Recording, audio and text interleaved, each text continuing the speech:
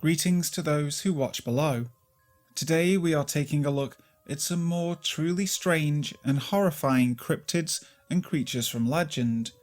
But before we start, I'd like to say thank you to Steffi Ray, Wicked Witch, Lisa Watts, Lefty Kim, M.A. Way, Julie B, Jess Black Curtin, Christina Groves and Matthew Culgan for being those who dwell below.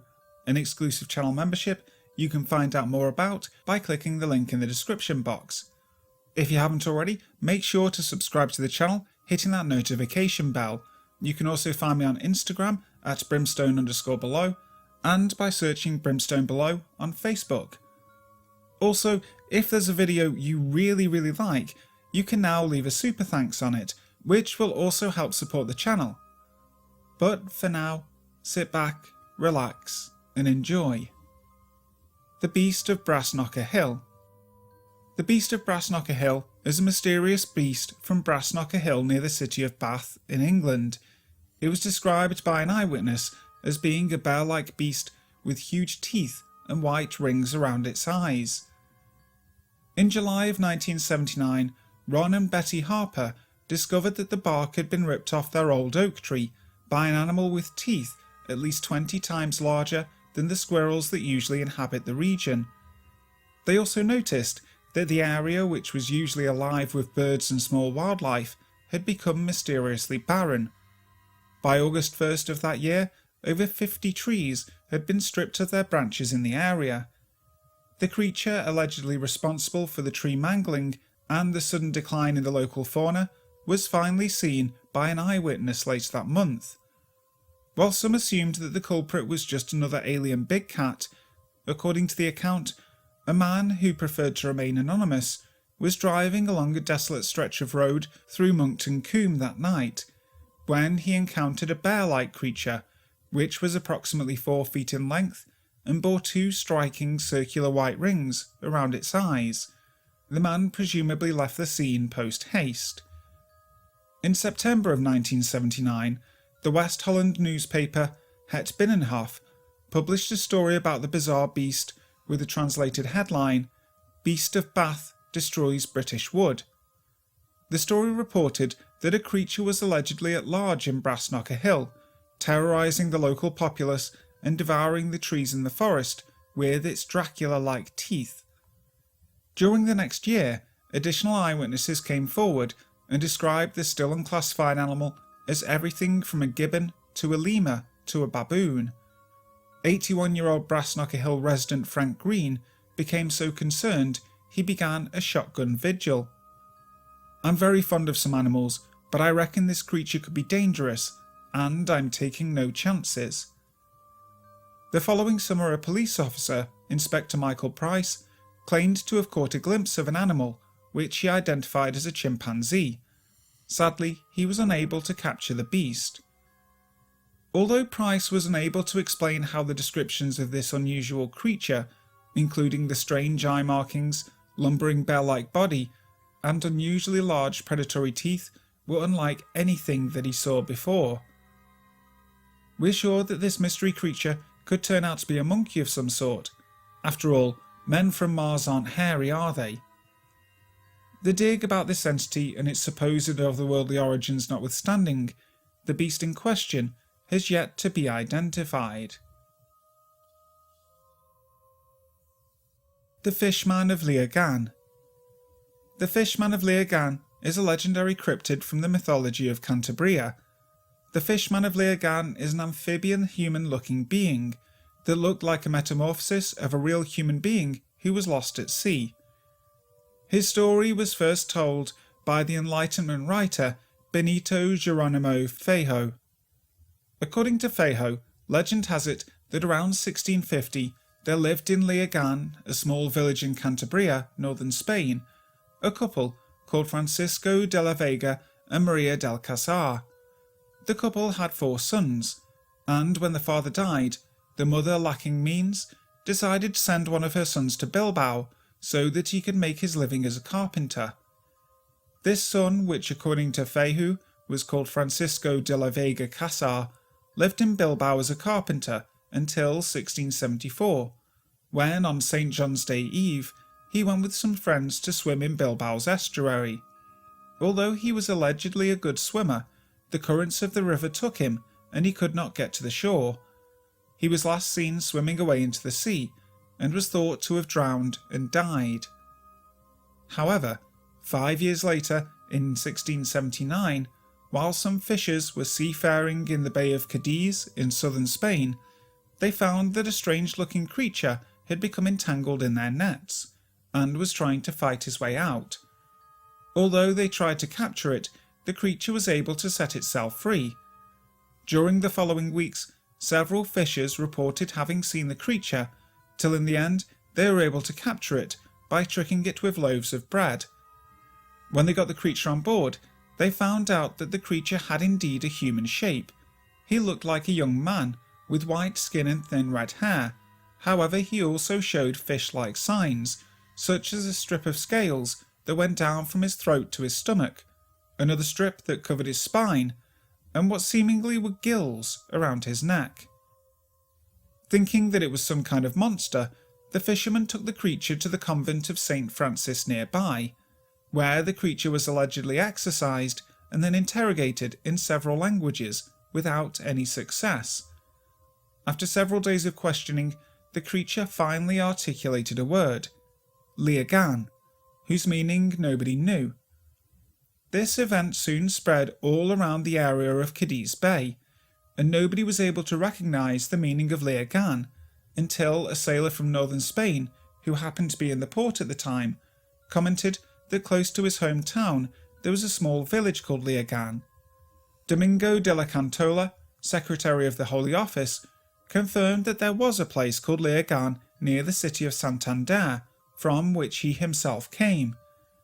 The Bishop of Cadiz thus sent word to Santander regarding the found creature, including a physical description, so that anybody somehow related to the creature could recognise it. From Liérganes came the word that no creature had ever been seen around the town, and that the only extraordinary event that had happened lately was the tragic death of Francisco de la Vega in Bilbao 5 years ago, who was indeed red-haired. A friar in the convent where the creature was being kept thought that the fishman could actually be Francisco de la Vega, so he asked and got permission to take him to Liérganes. Allegedly, when they were close to Liérganes, the friar let the fishman walk free and followed him while the creature was able to guide him directly to the town. And not only that, he took him directly to the house of Maria del Casar, who recognised him as her late son Francisco.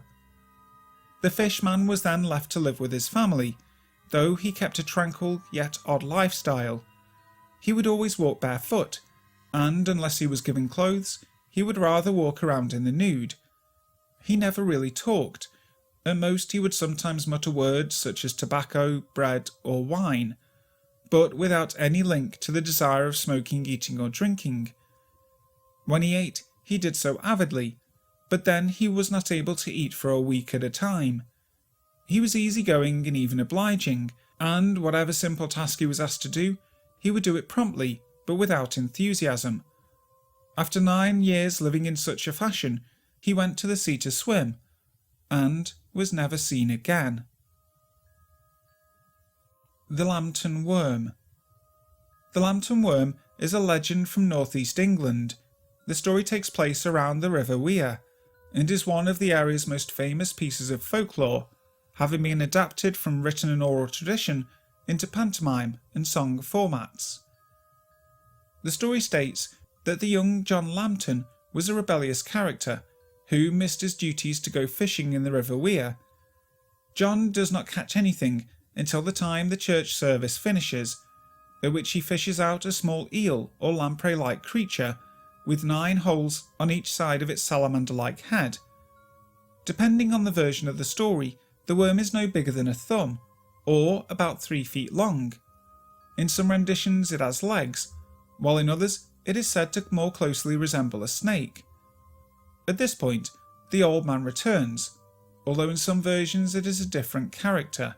John declares that he has caught a demon and decides to dispose of his catch by discarding it down a nearby well. The old man then warns John about the nature of the beast. John forgets about the creature and eventually grows up. As penance for his rebellious early years, he joins the Crusades. Eventually, the worm grows extremely large, and the well becomes poisonous.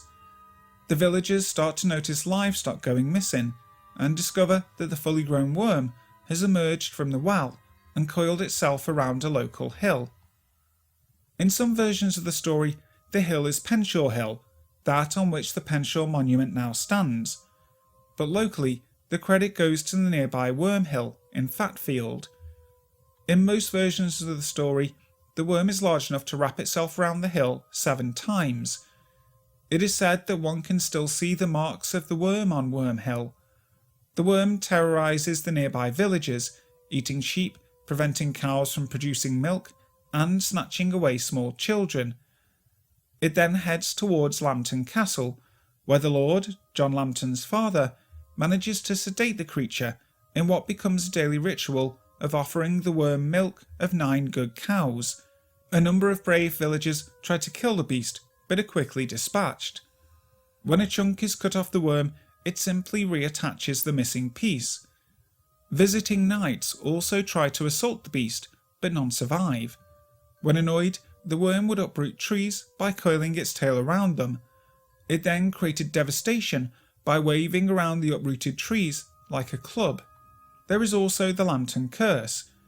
The curse is said to affect 9 generations of the Lambtons, leading to early deaths. The curse seems to have held true for at least 3 generations, possibly helping to contribute to the popularity of the story. The first generation, Robert Lambton, drowned at Newrig. The second, Sir William Lambton, a colonel, was killed at Marston Moor during battle. The third, who was also a William Lambton, died in battle at Wakefield. And the 9th generation, Henry Lambton, died in his carriage crossing Lambton Bridge on June 26, 1761. Melonheads. Melonheads is the name given to the legendary beings that live in the forests of Michigan, Connecticut, and Ohio. Different variations of the legend attribute different origins. The creatures are said to appear remotely human, with bulbous, melon-like heads. In Ohio, the Melonheads were originally abandoned children that a scientist by the name of Dr. Crow decided to take care of at his facility in Kirtland, Ohio. While the children stayed at the facility, Dr. Crow performed torturous experiments on them. What got them the name Melonheads was when Dr. Crow injected chemicals into their brains, which caused their craniums to grotesquely grow. Because of the abnormal growth, they developed hydrocephalus, which caused them to become mentally ill. After years of abuse, the Melonheads brutally killed Dr. Crow and burned down his facility. After the murder of mad scientist Crow, the Melonheads decided to inhabit the forests of Crybaby Bridge. To survive, they feast on any animals that can be hunted down. Because of their paranoia of society, the Melonheads kill and cannibalize anyone that sees them. To keep the cult going, they have kept inbreeding, making their offspring even more raving and paranoid. The Melonheads of Michigan are said to reside around Felt Mansion, although they have been reportedly seen in southern forested areas of Ottawa County. According to one story, they were originally children with hydrocephalus who lived at the Junction Insane Asylum near Felt Mansion. The story goes that after enduring physical and emotional abuse, they became feral mutants and were released into the forest surrounding the asylum. The Allegan County Historical Society asserts that the asylum never existed, although it was at one point a prison. The legend says that the children devised a plan to escape the asylum and kill the doctor that abused them. It is said that the children had no place to hide the body, so they cut it up into small pieces which they hid around the mansion. Rumours exist that teenagers who had broken into the mansion saw ghosts of the children and claimed to see the shadows of the killing of the doctor through the light coming from an open door. The legend has spread throughout the region, even becoming the subject of a 2011 film simply titled The Melonheads. Finally, in Connecticut, there are several variations of the Melonhead myth that can be found around Fairfield County.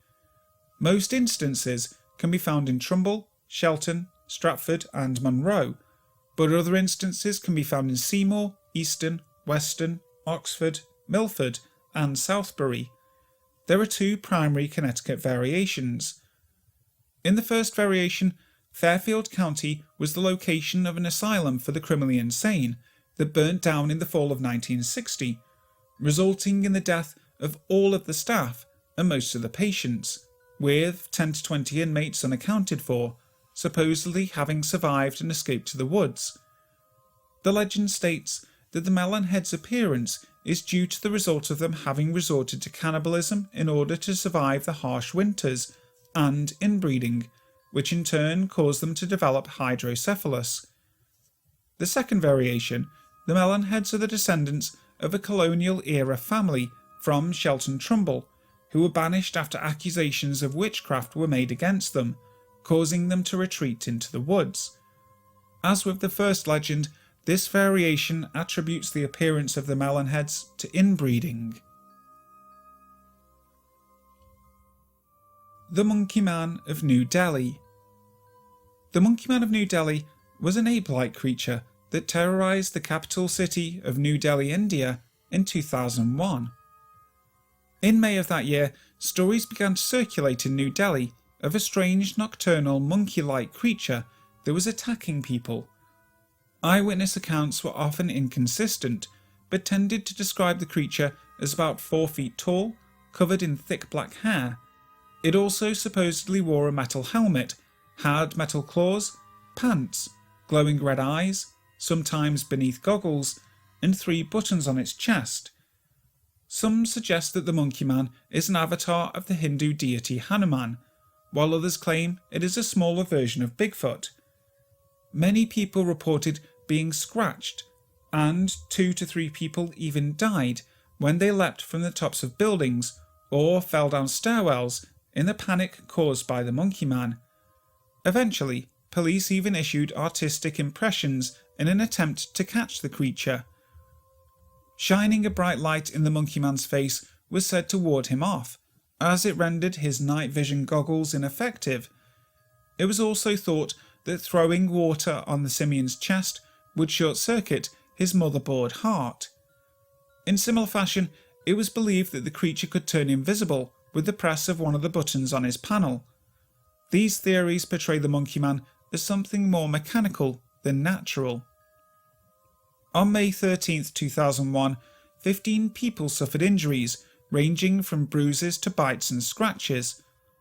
On the 15th of May, a pregnant woman fell down some stairs after fleeing after neighbours shouted that they had seen the Monkey Man.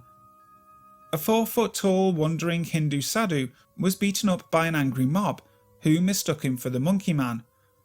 On the 18th of May, a van driver was set upon and sustained multiple fractures in another case of mistaken identity. Further sightings were reported in Kanpur in February 2002 and New Delhi again in July 2002, the latter describing a monkey-like machine that sparkled red and blue lights. One anonymous witness even claimed the Monkey Man had stolen his cell phone. The whole Monkey Man saga is believed today to be the product of mass hysteria. Or is it? Hi guys, thank you so much for listening to today's video. I really hope you enjoyed it. If you did, make sure to leave a like, or even a super like if you're feeling really generous. Also, if you haven't already, please subscribe to the channel, making sure to hit that notification bell so that you never miss a video. Also, if there's a particular type of cryptid you'd like me to research and put into one of these videos, make sure to let me know in the comments section. So, until next time, sleep tight.